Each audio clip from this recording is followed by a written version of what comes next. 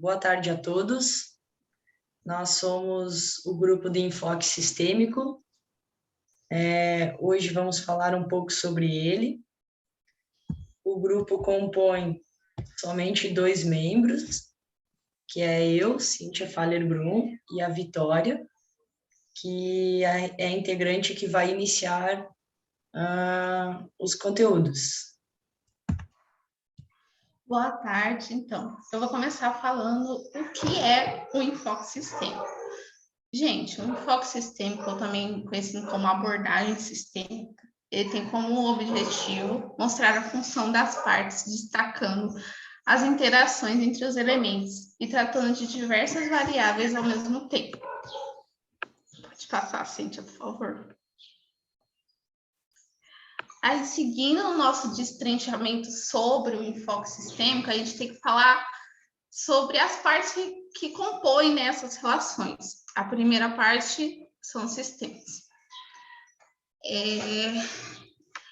E a definição de sistema, como vocês podem ver, é o conjunto de componentes em estado de interação, ou um complexo de elementos em interação. O enfoque sistêmico aponta não somente para cada componente, mas também para as interações entre os mesmos nos diferentes níveis. E é importante ressaltar também que nem todos os componentes possuem a mesma importância. Existe um grau de complexidade desses componentes que estão interagindo no sistema, onde uns são mais relevantes e outros são menos relevantes. Pode passar, por favor. Bom, o maior objetivo do enfoque sistêmico para o estudo do meio agrário consiste na análise das interações e dos níveis das organizações, com uma visão multidisciplinar que ultrapasse a especialização das ciências e o isolamento dos conhecimentos. O enfoque sistêmico no campo da ciência agrária tornou muito importante pela complexidade dos sistemas organizados e manejados pelos produtores rurais. Um dos tipos de enfoque específicos desse tema, enfoque sistêmico, é o enfoque analítico, que busca desagregar um problema em seus componentes constitutivos mais simples, estudar cada um detidamente. Presume-se que, ao conhecer independentemente cada parte, se poderá entender e caracterizar, portanto, e resolver o problema. Pode passar, por favor.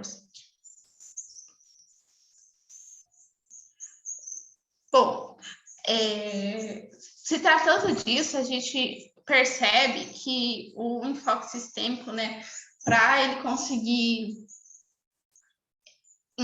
enxergar o problema, ele precisa estudar as partes, e para estudar as partes, ele precisa de disciplinas específicas, como as ciências ambientais, que podem estudar a ecologia, as ciências agrônomas, que é a zootecnia e a fitotecnia, e as ciências sociais, que estudam história, economia, sociologia, porque, afinal, existem pessoas que trabalham no campo. Pode passar de novo, Cíntia, por favor. Tá. Aí, aqui, a aplicação do enfoque sistêmico no meio rural. Um projeto de desenvolvimento para o meio rural tem como objetivo influenciar sobre as condições econômicas e sociais envolventes para os produtores, trabalhando em seu próprio interesse. Podem aplicar o sistema de produção mais favorável para entender as necessidades da sociedade. Essa ciência do desenvolvimento permitirá analisar de maneira rigorosa as realidades agrárias, elaborar métodos explicativos do seu funcionamento, estabelecer relações explicativas entre os fenômenos e orientar para a ação. Pode passar de novo, por favor. Então, aí agora falando um pouco sobre a análise diagnóstica do sistema, que é uma das teorias, né, utilizadas para conseguir se identificar problemas nos sistemas agrários. Essa análise diagnóstica dos sistemas agrários, o objetivo geral dela é desenhar e implementar projetos de desenvolvimento rural apropriados, tanto para as necessidades do agricultor, quanto para as necessidades do país. E essas análises também, elas veem uma solução cabível para condições do agricultor, uma solução que seja possível. Pode passar, por favor, Cíntia. Agora eu vou falar sobre a função do diagnóstico para o agricultor. O diagnóstico de cunho sistêmico deve buscar entender e caracterizar a diversidade e a heterogeneidade de situações, permitindo formular propostas diferenciadas para cada tipo de agricultor. O diagnóstico pretende responder o porquê da realidade observada, isso é, ela elabora modelos explicativos entre os diversos fenômenos analisados, tanto identificadas as relações de causa e efeito. Ok, então agora eu vou falar sobre o artigo dos estilos de relacionamento entre extensionistas e produtores, que é desde uma concepção bancária até o empowerment. Que nada mais é que um fortalecimento entre o extensionista e o produtor rural. O objetivo desse artigo, ele veio para trazer novos estilos de relacionamento entre os extensionistas e produtores, e tem a concepção de empoderadora, é uma atividade central para promover o desenvolvimento rural desde uma perspectiva sustentável.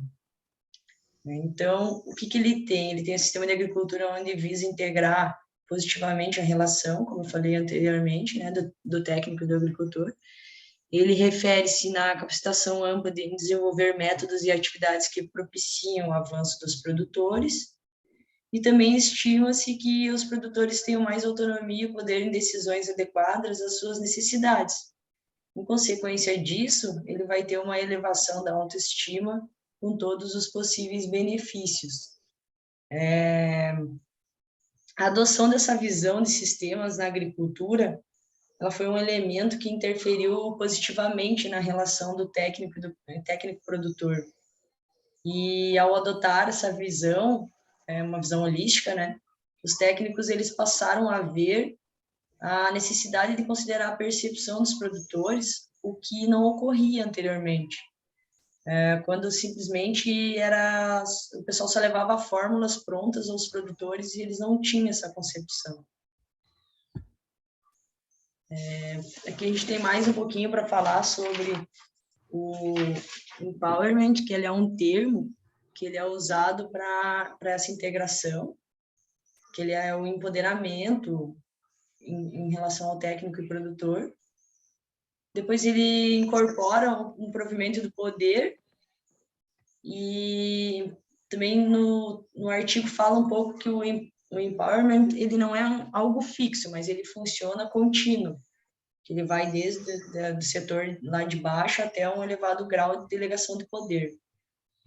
E quando esse grau ele é elevado, conclui-se que essa equipe teve um excelente desempenho graças à dinâmica e os resultados proporcionados.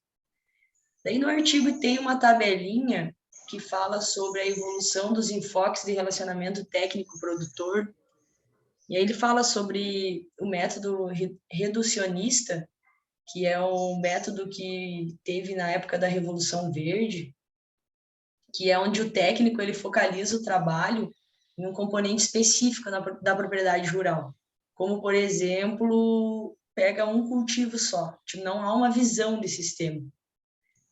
E aí depois tem o método sistemático, né, que ele também é chamado como Farming System Research, que é uma investigação em sistemas de produção, que é onde o técnico focaliza o trabalho entendendo a propriedade rural como um sistema. E neste caso é um dos componentes assim mais visados é o produtor e a sua família. E depois tem o método sistêmico, que é um enfoque que o Paulo Freire falou bastante no artigo, que já teve experiências no Brasil, inclusive em Santa Catarina, e daí tem um programa na Austrália, que é onde o técnico e o produtor eles interagem para intervirem em um sistema no qual a propriedade é um dos componentes. Então, o técnico também faz parte do sistema. Depois aqui a gente vai falar um pouquinho de definições de princípios básicos de outro artigo, que é o artigo de hard e sistema hard e soft, que é o enfoque sistêmico na extensão, onde 3 autores falam sobre ele, né? Esse artigo ele teve a importância do enfoque sistêmico na extensão rural para enfrentar os atuais complexos e problemas que existem hoje na agricultura. E aí ele fala sobre o sistema hard, que busca desenvolver novas situações na agricultura, baseado na produtividade, e os sistemas soft são para representar um novo paradigma na qual se encontra o enfoque sistêmico baseado numa forma de investigação mundial. E aí eu vou começar falando da parte de... Depois, mais à frente, nos slides, eu vou falar sobre cada um deles, né? O sistema, a visão reducionista. Eu falei um pouquinho já do Farming Systems Research. E daí, mais abaixo, a gente vai ter a abordagem Hard System e Soft System. Eu vou começar com a parte do sistema, né? Que ele é uma visão do todo, ele é definido como um conjunto de componentes. Então, a visão do todo, ele é um componente que se encontra no estudo de uma totalidade do sistema. Depois ele tem uma integração e autonomia, que são sistemas sensíveis ao meio ambiente, né, no qual se interagem, e eles apresentam variáveis, dinâmicos e imprevisíveis. Eles se apresentam dessa maneira. Depois a gente tem organização e objetivos, que são sistemas imperfeitamente, né? Eles são organizados, mas imperfeitamente, porque ele opera o melhor possível em relação aos seus objetivos específicos, mas dificilmente são atingidos. E depois tem os de complexidade, que são... Ele é bem mais complexo, é mais compreensivo do que a soma das partes individuais. Aí os níveis eles podem ser entendidos nos mais diversos níveis. Um exemplo dele é uma célula, uma folha, um animal, uma propriedade, uma região ou o planeta. Que mais que temos aqui? Aí eu vou passar aqui para frente, que a gente tem um organograma sobre a visão do sistema na agricultura, né? Que são sistemas cujos limites eles não são precisos e não existe um acordo de quais são os problemas. Portanto, os objetivos deverão ser estabelecidos mediante um consenso entre as pessoas envolvidas, né? Os atores. No organograma, a gente tem o sistema como pode ser visto dessa maneira, o sistema central, e aí depois ele tem os aspectos econômicos, técnicos, sociais e ambientais que o cercam, né? No próximo slide, a gente vai falar sobre a visão reducionista na agricultura, que ele pode ser visto da maneira em que as ações em pesquisa e extensão desenvolvidas, elas raramente ultrapassam os limites da instituição. Isso reflete diretamente na predominância da pesquisa por produtos e prestação de serviços. Então, nessa orientação, as estratégias de pesquisa e desenvolvimento têm tido pouco espaço para crescer. Perde-se, assim, boas oportunidades de colocar o universo acadêmico frente a essa responsabilidade de pensar da maneira decisiva de busca de alternativas para o desenvolvimento sustentável. E é onde, essa visão é onde o técnico centra o seu olhar no dado objeto, um componente específico de um subsistema, que pode ser uma árvore, pode ser um animal, pode ser uma propriedade. Depois a gente vai falar aqui no slide 16, que é sobre os sistemas hard system e soft system, que eles são... O sistema hard system são sistemas mais duros, né? E os soft são sistemas mais macios.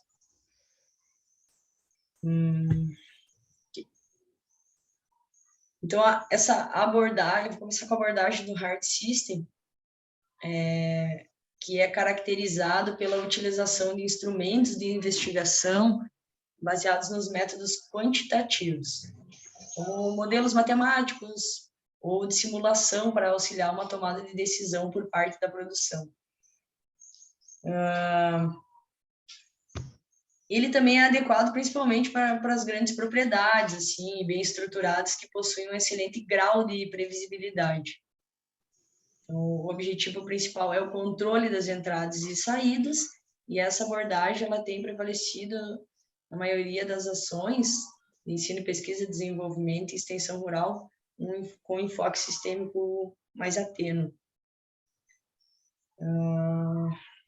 Aqui a gente tem a gente montou um pequeno organograma sobre a visão sistêmica clássica de hard system, que foi o que eu falei agora, na sequência, né, que tem os subsistemas de produção, o técnico pensa nesse subsistema, e ele é quem dá a entrada, créditos, insumos, etc., né, para que o produtor possa produzir e dar saída a essa produção.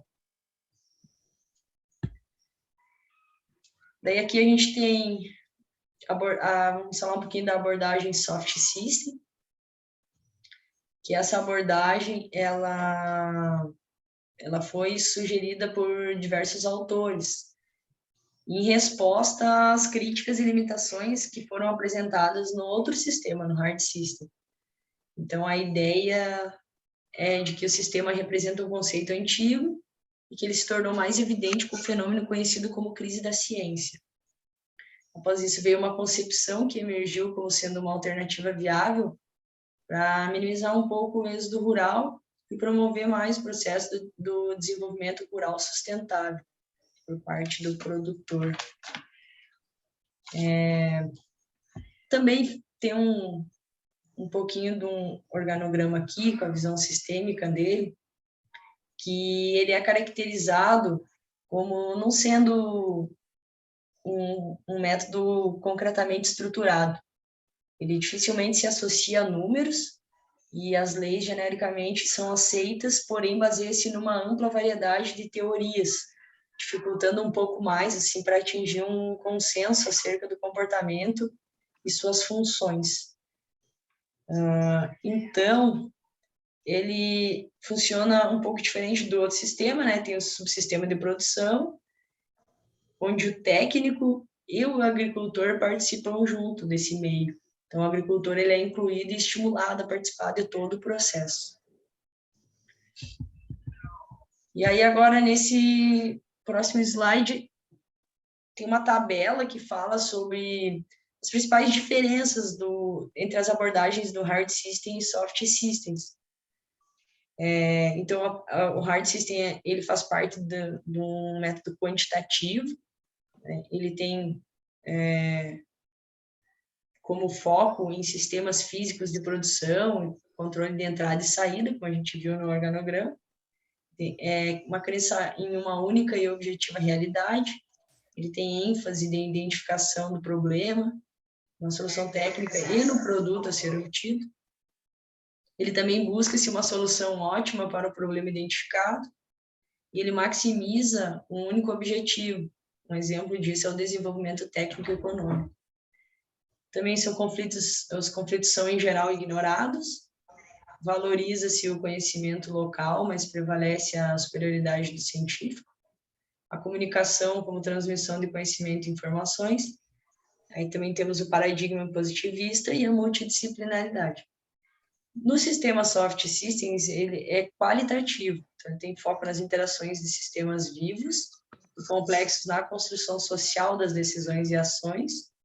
Também acredita-se em múltiplas realidades, a ênfase no processo de formulação dos problemas e suas diversas interpretações, procura-se construir várias soluções satisfatórias e alternativas, há uma harmonização de vários objetivos, né? Um outro exemplo é o desenvolvimento também econômico, social e ambiental,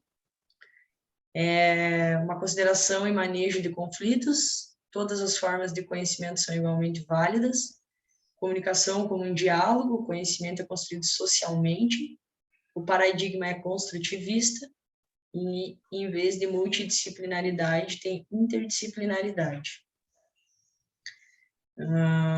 Vamos lá. Aí também tem uma parte aqui que a gente separou do artigo, que é a chamada SICA, né, que é Sistema de Informação e Conhecimento Agrícola, que baseia-se em 4 características fundamentais. E aí eu vou falar um pouquinho dessas 4 características para a gente concluir. Então, assim, de forma geral, a SICA ela pode ser classificada nessas características como sendo a primeira fase, se referindo à composição dos sistemas por atores, que podem ser organizações ou pessoas. A outra característica, a segunda característica, ela preocupa-se mais sobre as funções que deveria completar o sistema, né, que pelos aspectos de estrutura organizacional necessitaria gerar conhecimento e transformá-los em informações para uma difusão e transferência a partir da interação dos próprios atores. A terceira característica do SICA, ele refere-se ao sinergismo, onde o resultado ele é mais que a soma do que se obtém trabalhando isoladamente.